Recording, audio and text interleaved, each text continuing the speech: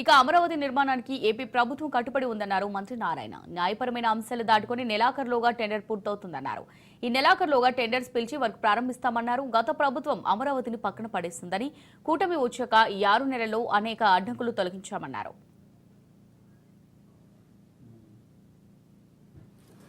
మూడు ముక్కలు ఆటాడి ఆ యొక్క అమరావతి రాజధాని పక్కన పడేసింది. అయితే ఈ ప్రభుత్వం వచ్చిన తర్వాత ఈ 6 నెలల్లో దానికున్న అనేక అడ్డంకులు, లీగల్ విషయాలు కానీ ఇవన్నీ కూడా యాక్చువల్గా దానికి డిఫరెంట్ కమిటీలు సీఈలతో, ఎందుకంటే గత 5 సంవత్సరాల్లో పనులు ఆగిపోయినాయి. అయితే 5 సంవత్సరాల తర్వాత ఇప్పుడు చేయమంటే వాళ్ళు 5 సంవత్సరాల క్రితం 2017, 18, 19 ఇచ్చిన టెండర్లు చేయలేమని వాళ్ళు చెప్పడం, దాని మీద అది క్లోజ్ చేయడానికి నిర్ణయించుకుని కమిటీ వేసాము. 24వ తేదీ 7వ నెలలో సీఈలతో కమిటీ వేస్తే ఆ కమిటీ 30/10/24 అక్టోబర్ 30వ తేదీ సబ్మిట్ చేయడం జరిగింది. దాన్ని 27/11 యాక్చువల్గా అది క్యాబినెట్ అప్రూవ్ చేసింది. చేసిన తర్వాత దాని ప్రకారం వాళ్ళందరితో యాక్చువల్గా అధికారులు డిస్కస్ చేసి వాళ్ళ యొక్క అగ్రిమెంట్లన్నీ యాక్చువల్గా క్లోజ్ చేయడం జరిగింది.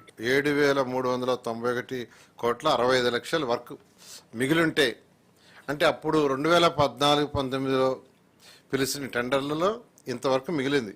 దానికి ఇప్పుడు టెండర్లు పిలిస్తే అడిషనల్గా 2,507 కోట్ల 42 లక్షలు రేట్లు పెరిగినందువల్ల పెరిగింది. 33.92%. ఎస్ఆర్ రేట్లు అంటారు, అవి ఇరిగేషన్ డిపార్ట్మెంట్ టోటల్ కమిటీ నిర్ణయిస్తుంది. అంటే కంకరకు కానీ, స్టీల్కి కానీ, సిమెంట్కి కానీ ఎవ్రీ ఇయర్.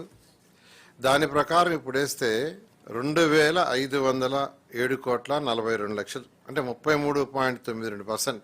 అదే